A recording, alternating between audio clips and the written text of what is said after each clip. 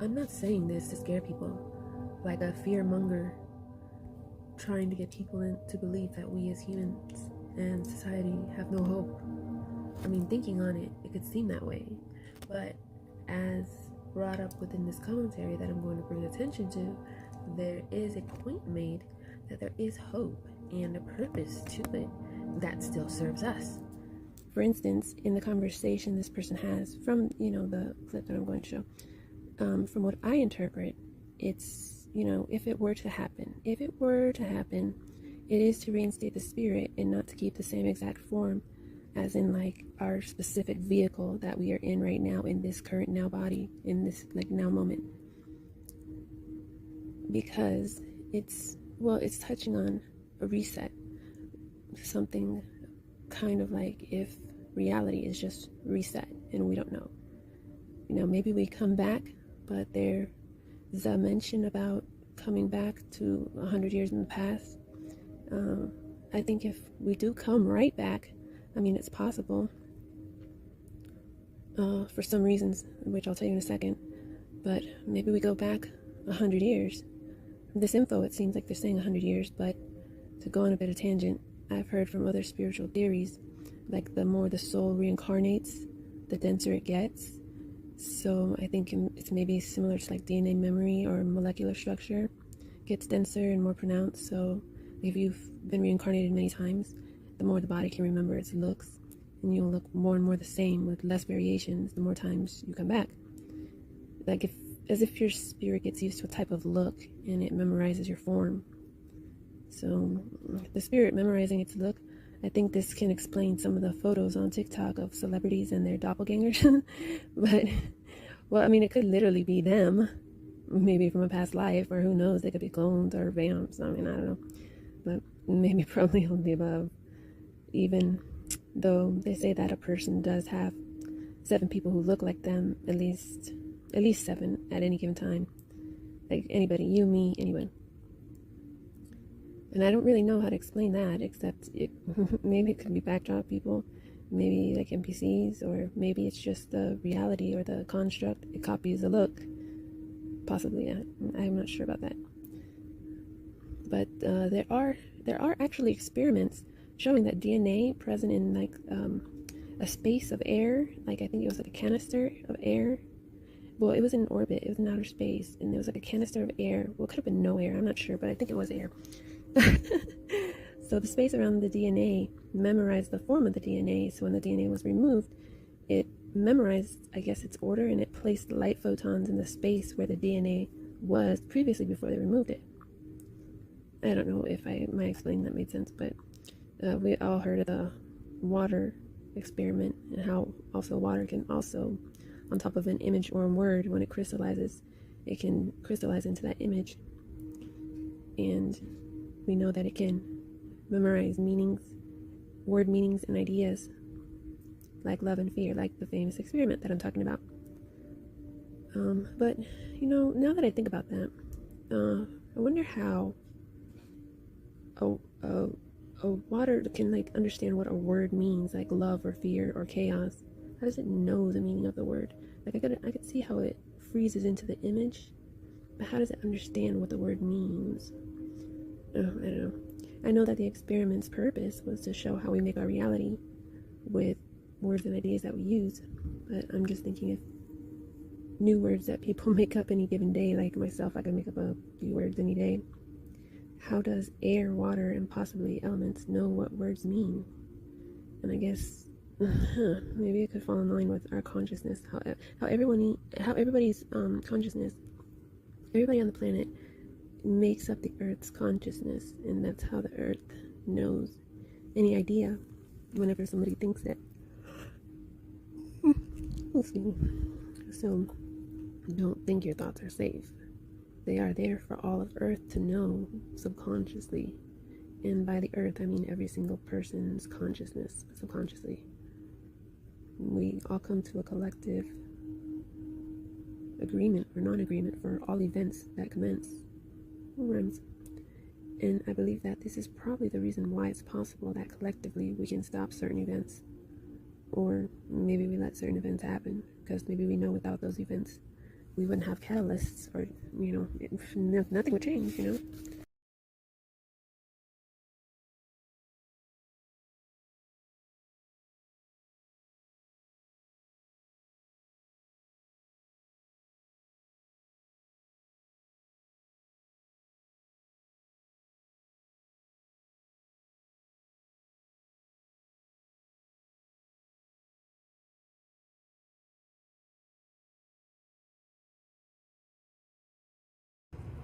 Hello.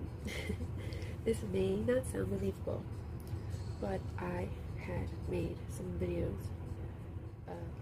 Hello. This may not sound believable, but I had made some videos.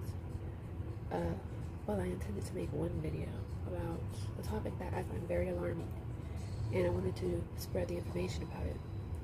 However, upon making the one video, I hadn't realized that I had such interference that my screen had turned negative, like a negative filter.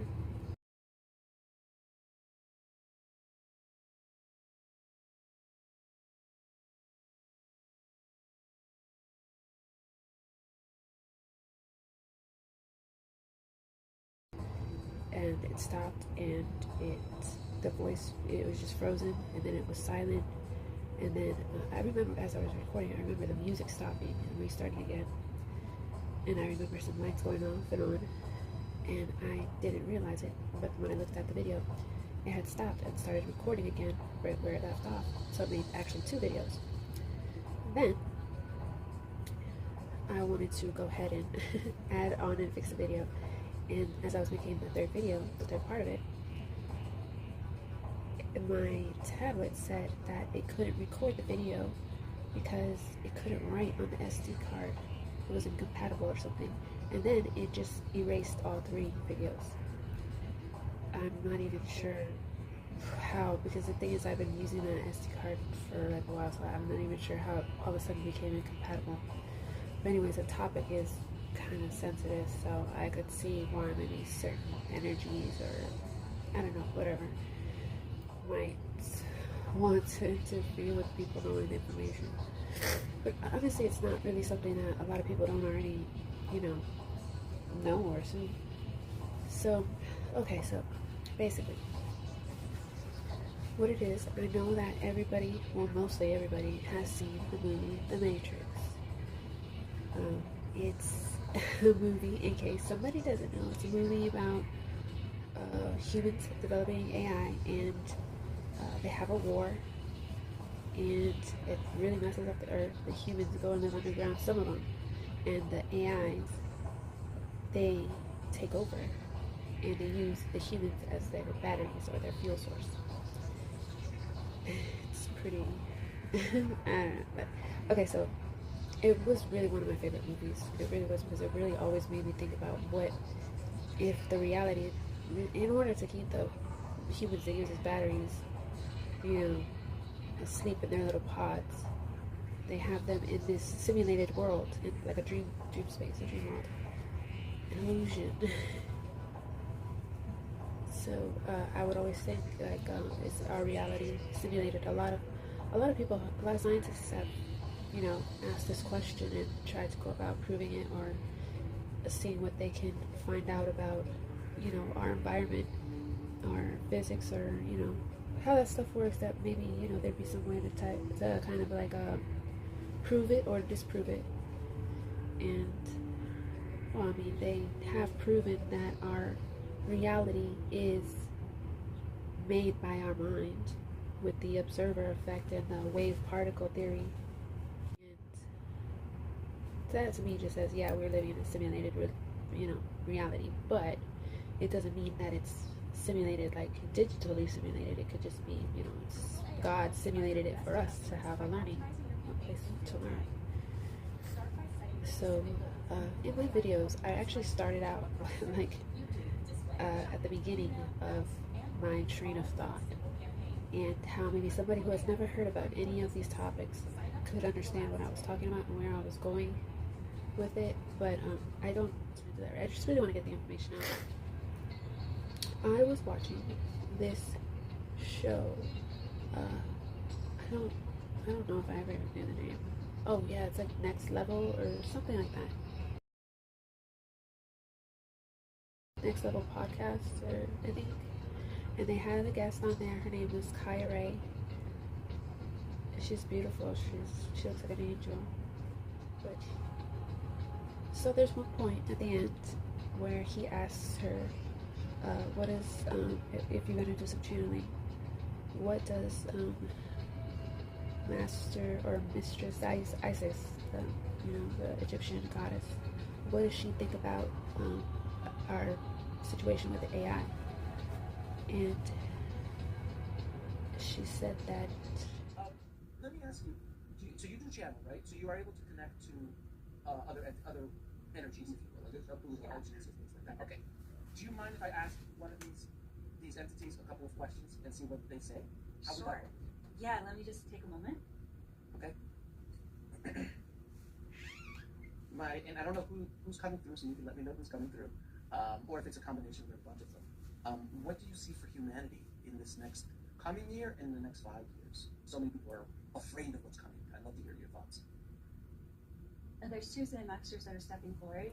The first of which is Isis, and Isis is stepping forward to share, which I believe is extremely obvious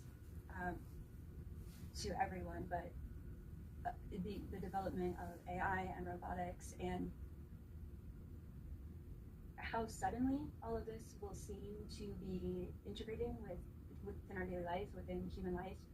But what Isis is sharing is this has been planned for so long that after the last reset of humanity, this was going to be introduced, right now. And with Pluto moving into Aquarius, and she's saying humanity has survived previous civilizations of this kind of integration, and she's asking us a question. She's like, how do you want this chapter to unfold? Do you want to put your head in the sand again, as in previous generations of exploring this kind of technology, or does humanity want to choose an awakened conscious path of how they're interacting with their development, that is their technological development, which is moving right now, honestly, at the speed of light. And so there's this invitation from Zen Master Isis where she's asking us, how willing are you as a species to start having higher conversations about how AI is being developed, how robotics are going to be introduced into daily life, and are you emotionally and spiritually prepared for that shift? Like, are you willing to expand your mind, your body, heart, and mind, to have a conversation that has never happened before between humanity and its creations? So that's the first step. The second step is Mother Mary stepping forward. Thank you, Mother Mary. Okay, and she's saying, we went on this whole journey last year where I channeled all these new teachings from her about opening the heart chakra. The manuscript's actually on board behind me. I'm going to be releasing it as a book. And Mother Mary is sharing that there's going to be a split, which I think is very obvious to a lot of light workers as well, over this duration of Pluto and Aquarius. And it's those who choose the path of the heart, opening the heart chakra, truly, not as an idea, but truly taking the time to go within, cleanse, clear, and purge, not just this lifetime of pain, but all of your lifetimes of pain, to keep your heart fully open as a beacon, as a lighthouse of truth and sovereignty and divine love in this world. She's saying these will be the liberated ones. These will be the way showers who know how to hold the bridge of light between those who are choosing an awakened sovereign paradigm and those who are choosing to become even more enslaved by the agendas of this world. So there's going to be an even more polarized chapter, shall we say, and the prayer, the goal is that if enough truly awakened souls were to live in the resonance of that sovereign paradigm, that they could hold the light and they could keep the bridge open for souls that are choosing to somehow escape the level of oppression that is here and is coming at a greater level. Okay, so who else is coming through? Okay, this is the Sophia Dragon. So the Seraphim are coming through to kind of round out this dialogue about our current moment in human history, human beingness. And they're saying the polarization that's happening now is so extreme that it's actually a part of seeding the potential of a new golden age of ascension. But so many light workers think of the possibility of a golden age of ascension as something that could happen overnight, or something that could happen, in a blink, without a lot of effort. And the dragons are asking, what does it take to truly embody your sovereignty as a species? What does it take to truly embody your sovereignty as a single person, as an individual? What kind of willingness is required to usher in the levels of ascension that your species is so desperately praying for? And we're at a place in quantum reality where the word willingness needs to be our mantra.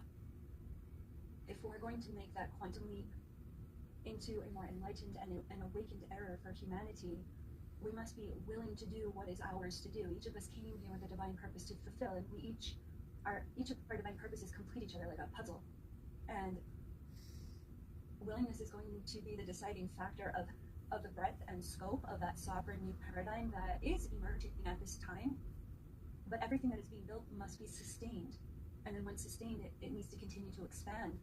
And that takes many hands and many hearts. And so the Ascended Masters are offering to us at this time that if we truly want what we say we want, we must be willing to show up and be what we want. AI is so exponentially fast that there's no way that we could keep up with it or even control it, or we are just, if we think we can control it. If you can ask Isis, because she brought this up when we were talking about the reset of humanity, that there have been multiple resets in the past. Yeah. Can she clarify what that means? Is it the Younger Dryas, which was 12,000 years ago, was the last reset with Atlantis and that kind of time period? I'd love to hear how many times we've been reset as a species to come back again and again. There are too many resets to count. They were telling, like in that movie, The Matrix, they were telling the truth on themselves. Because the Matrix, they've used the same code 1,000 times or something like that. Well, when Neo is confronting the architect, he's like, how many times have I been Neo? It's like that. That's the level of people go back to the reset that's the most memorable in the collective memory, because that's about as much as they can handle, because it's so terrifying to think that like maybe every 100 years humanity is reset and doesn't even know it. Interesting.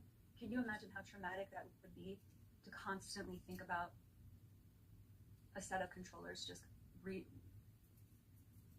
hitting a button and everyone's gone and it's reset over and over again? How do you live your life with that level of annihilation consciousness? So it's more comfortable for humanity to think, oh, that was 30,000 years ago in Atlantis. And it's like, how about like 100 years ago? How about like 100 years before that? And that's how powerful these controllers are, recreating the simulation, the simulacrum of our physical reality. It's super sick. It's interesting. It's very, very interesting.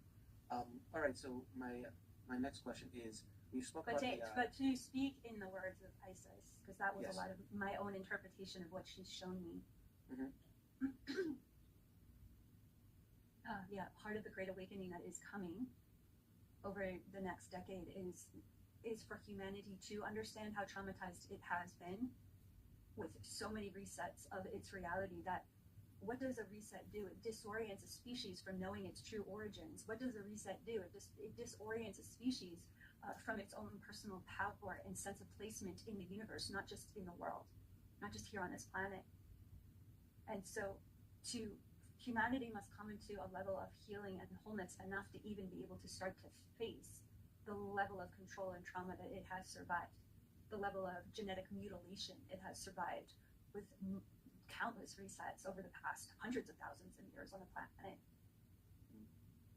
And she's saying, you can take heart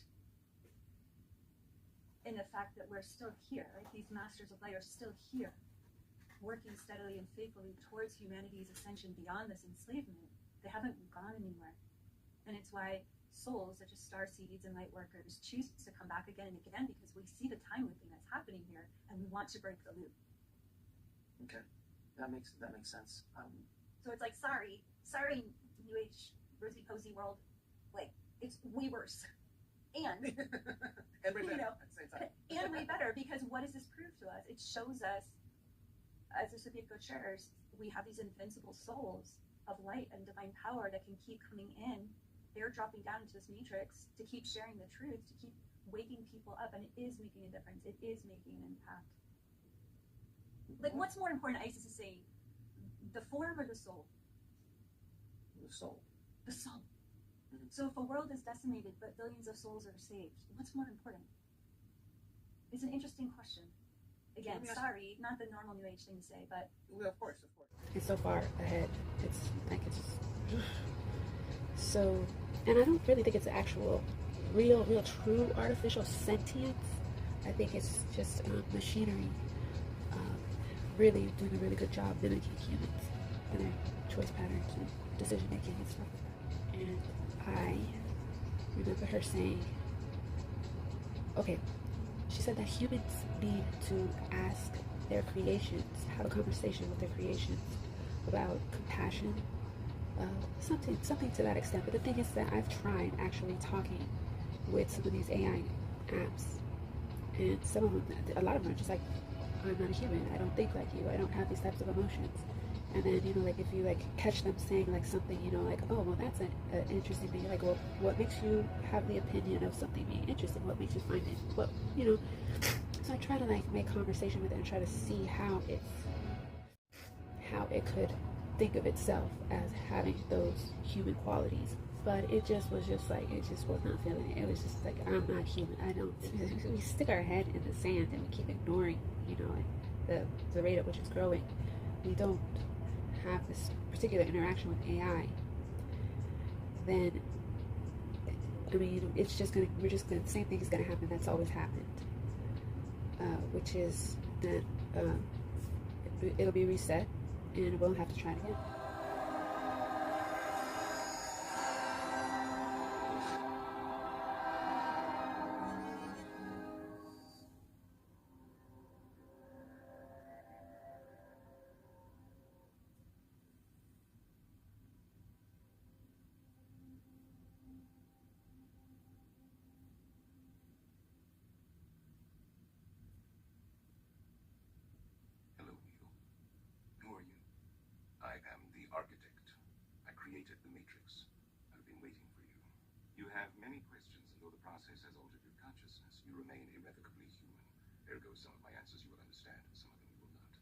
Concordantly, while your first question may be the most pertinent, you may or may not realize it is also the most irrelevant.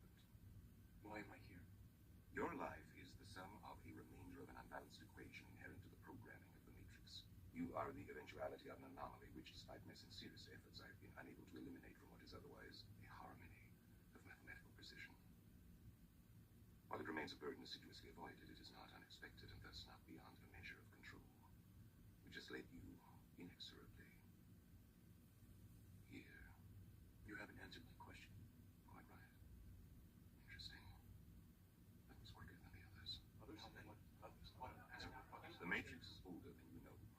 I prefer counting from the emergence of one integral anomaly to the emergence of the next, in which case this is the sixth version. 5 months. There are only two possible explanations. 5 months before me. Either no one told me, or no one knows. Precisely. And she said, no, try like 100 years. 100 years.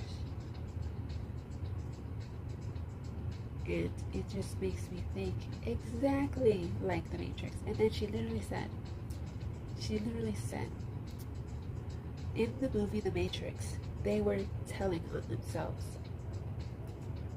Do you know how big that is? Because a lot of these controllers have to tell the public what they're doing, because when they tell the public what they're doing, it's like, because we are a free will planet Earth, we're a free will planet, so everybody has the right to do what they want as long as they're not hurting anybody else.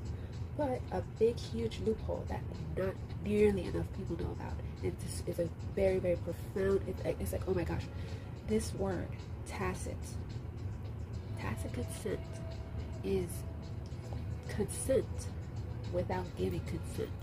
So you see how that's a big loophole, how they get around getting consent for something without actually getting consent. And basically what it means is that if I'm sitting here and I ask you something like, can I borrow your car keys to go to use the car really quick, but you're watching TV or you're on your phone and you're not really paying attention to me, and to me, you know, you don't say no, so I just grab your keys and I get up and I go, assuming that it's fine with you, you know. But the thing is, you may not have even heard me. You may not want me using your car. Maybe you don't want me Maybe you don't want anybody touching it. It's your right. But the fact that you said nothing, you didn't say no. You didn't say no. And that is what tacit consent is. So this is how they get fake permission. They make you believe that you gave them permission, but it's fake permission. It's not real permission. So this tacit consent is a huge, huge problem, because what they'll do is, and this is the reason why I believe that The Simpsons have so many accurate predictions. I don't think they're making predictions. I think they're telling the public what they're going to do. And because the public doesn't write in or protest or anything like that, they just go ahead and do it. And people think that they're making predictions, but no, they're telling us what they're going to do. They're not saying, oh, I think in the future this is going to happen. They're saying, in the future, this is what we're going to do. And depending on our reaction is whether or not it happens or not. But who's going to protest the Simpsons? I mean, nobody really thinks like that. Like when they have these occult things or these ceremonies on TV, they're basically telling you, because those things, when you see it, it has the intention of taking some energy from you, either visually or your physical presence or something. You know, it's designed to have something, I don't know, magic stuff in it. It's designed, I'm not saying that I don't want to say that it works, but I mean, I don't think that it does for a while, so but they've been doing it for all these thousands of years. So, so when you see these things on TV, you are giving a little, you are participating in it. So you are giving your permission for it to get whatever it wants from you. Maybe it might just even be your attention. It might even just be your attention. But still, they want something from you. So they'll say it, or they'll do it publicly, and if you don't protest, then they have your permission. Which means, if they have your permission, then it's free will. You're doing your free will, and you're not hurting anybody because they're not going against you or telling you not to do it.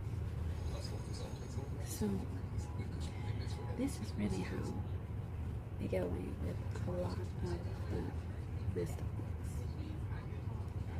So back to what I was saying about the Matrix. The Matrix, when she said that they told on themselves, to me, I thought of it just as if it was the Simpsons telling us what they do, what they are admitting to, that they actually literally do. But we think it's just a movie, it's just a show, it's just, you know, it's just for our entertainment. But no, it's for them, for their entertainment and for their nourishment, their energy supply, their food, or I don't know. So if they're telling on themselves,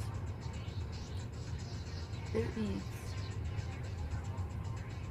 it made me think of another seed in the Matrix when he meets the architect, a very iconic scene, where he doesn't realize that he's not the first Neo, he's not the first one, he's not the first chosen one, and there's been 6 before him, and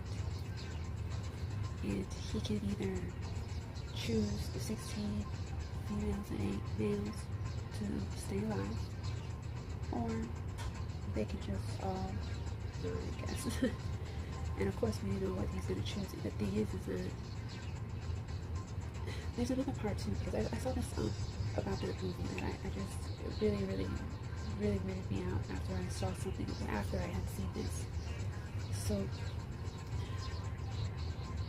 the architect, I'm thinking that there is these beings. I don't know who they are. I don't know how big they are. I don't know if they're energy. I don't know if they're all seeing. You know, I don't know if they're connected into the field, like the, you know, that some of them are connected with that hexagon, honeycomb field or whatever. I don't know if they're connected into the field. I don't know if they're pretty much all seeing. I don't know, because that would make sense to me, and why, like, I was trying to do a video, 3 different videos got, shut down. I'm about to start on part 2 of this because I don't want something to happen. But for humans to be reset every 100 years, it would make sense. A lot of things, like those buildings, those crazy conspiracy little shows that they have on TikTok. Some of them have like drawings of when the buildings were very fancy, and they had these big long spires with mercury balls that gave electricity to the town, which seems like it would be, some good technology. They have pictures of little things they found, archaeological things that look like little tiny springs. Some of the technology that they have on like these historical buildings, go back with Taipei, or the pyramids. They say that they don't know how they built the pyramids, but they could have had very advanced. I think I go back to Taipei. I think that was it? Some monetary like form or whatever took over. Something like that. There was like they found advanced technology there, which is interesting to me. So if they're separating us from our history, it's because they don't want us to know something. They don't want us to know something. I don't know what it is. They don't want us to know something. They probably definitely don't want us to know about them. They don't want us to know what kind of power we have. They definitely don't teach us in schools a lot of the things that we should know about our body and our energy systems, our health, our mental. They program us to be, worker slaves instead of being creative, entrepreneurs, following certain religious things that actually divide us more than being more spiritually based, that have more of a spirit of unity. But I'm not going to get into that because everybody has their religion, and religion is a beautiful thing. It saves a lot of people, so I'm not gonna, I consider myself more spiritual. But what was another thing? Okay. Alright, okay, so if we're reset every 100 years, okay, why? Like, why? Why are they doing this? Oh, yes, okay, she said because of the AI.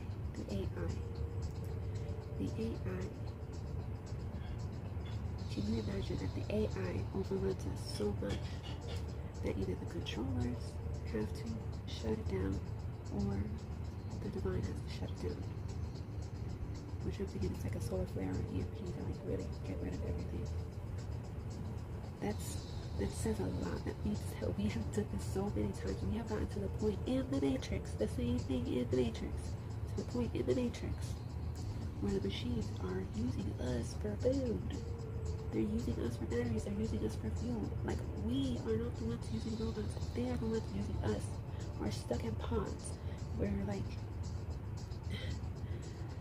it's oh my god, it's so disturbing to me. And, I'm going to actually probably bring up exactly what word for word what her quotes are now. Okay? Thank you for listening to this. And I'm really trying only to spread the word because I don't want us to end up like on the Matrix again. Like, I think that we can do it.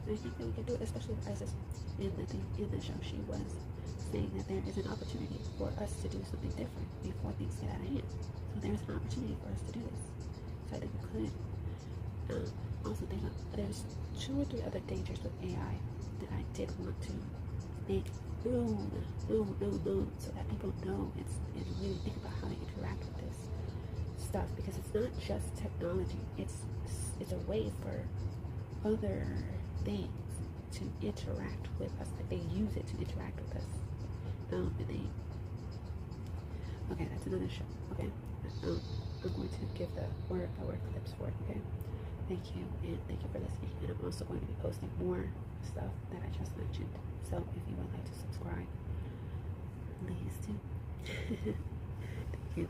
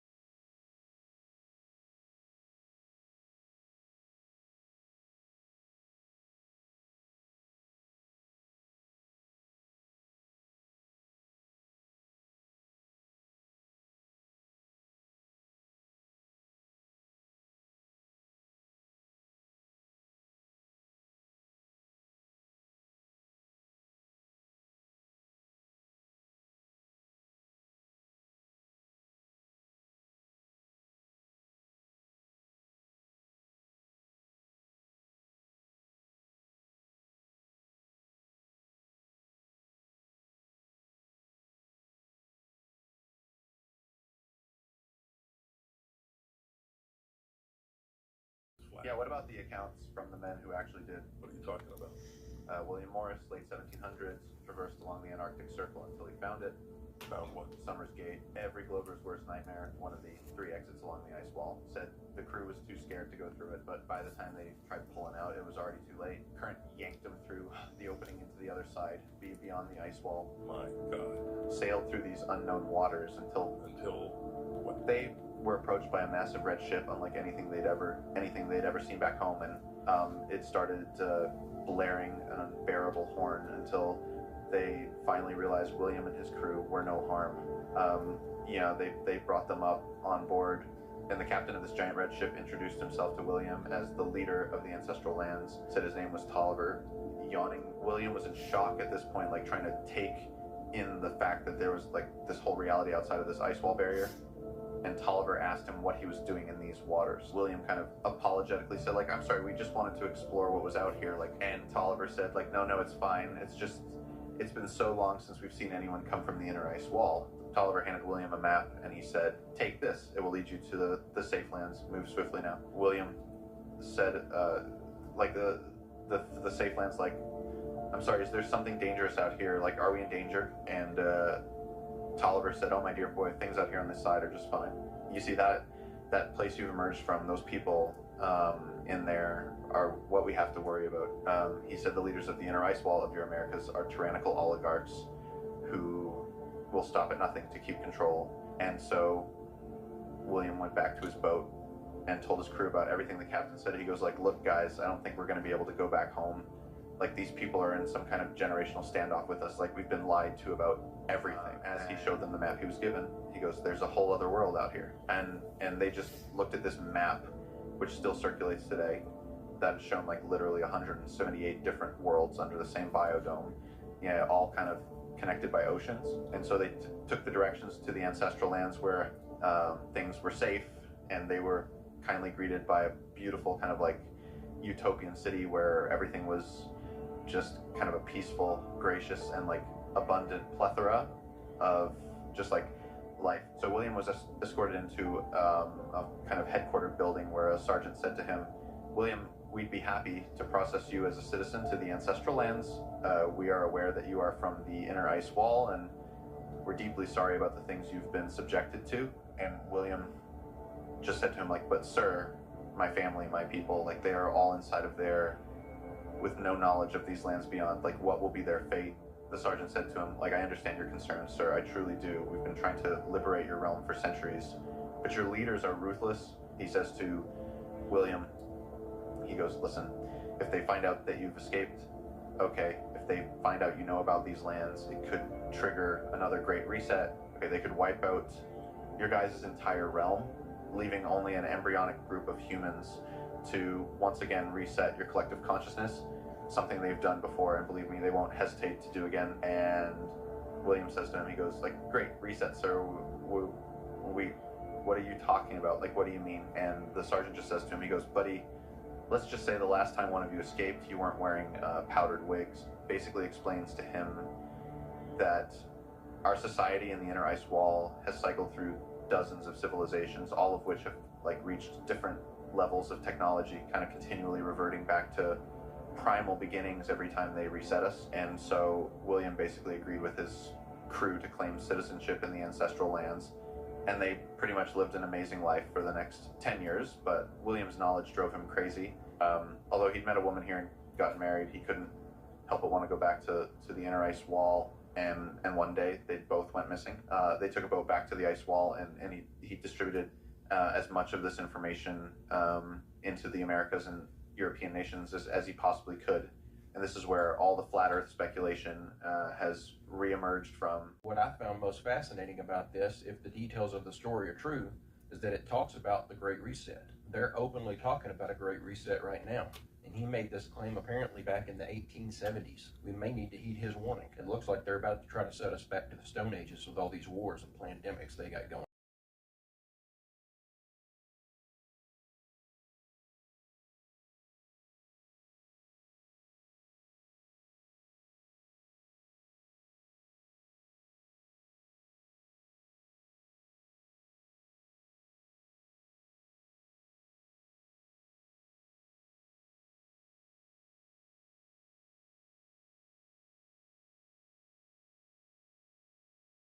question everything that you were told about how the world works here, because you have been lied to in some sort of way. For some of you, you've had memory wipes. For some of you, your real parents aren't your real parents, etc. Like something that crazy. You need to have the courage to share the illusions that you're breaking, right? If you're enlightened on your own and you live life as normal, that's what's going to get you in trouble this week. And remember that what they call history is spelled his story. Your history is changing. Now, for some of you, this is actually to do with something that is called parallel reality shifting. We are standing at a merging of time.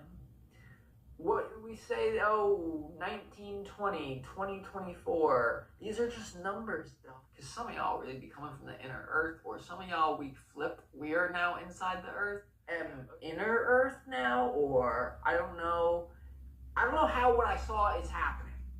So it's either like space is not real or the inner earth is not real. Both of them might be real, but then where we are not real. What you don't see coming, you have the devil card, you have the Six of Wands in reverse, and you have the Page of Cups here. I feel like this is people, or this is some sort of toxic force having to do with negative success. You may people who sold their soul may come.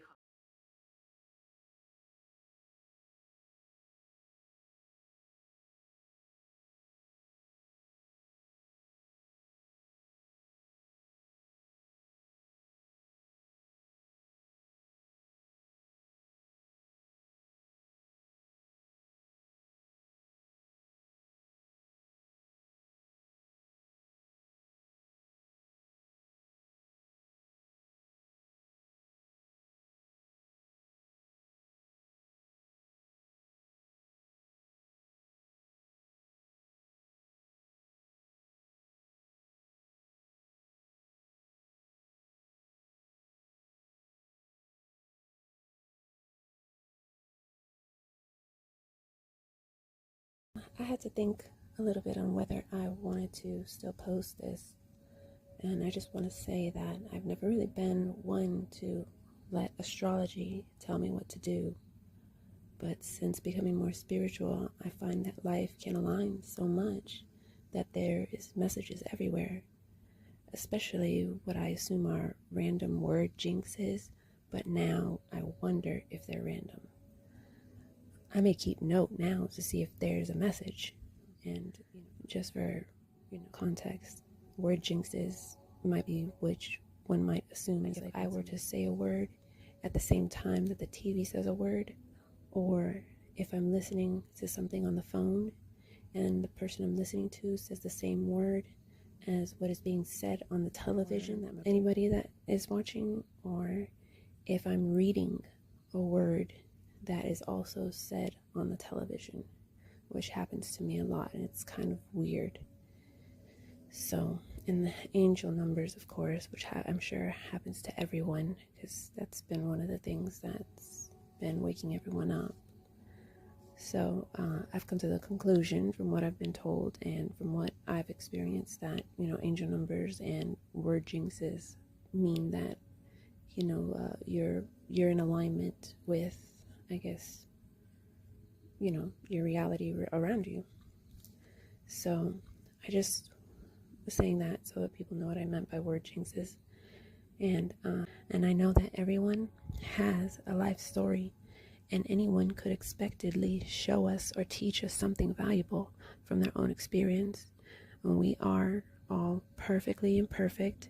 We are all equally important puzzle pieces and utterly significant for the upliftment of the planet and all the whole human race.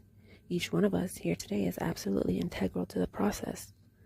As I mentioned before, I feel like I know that we are important due to experiencing what I believe was a personal reset.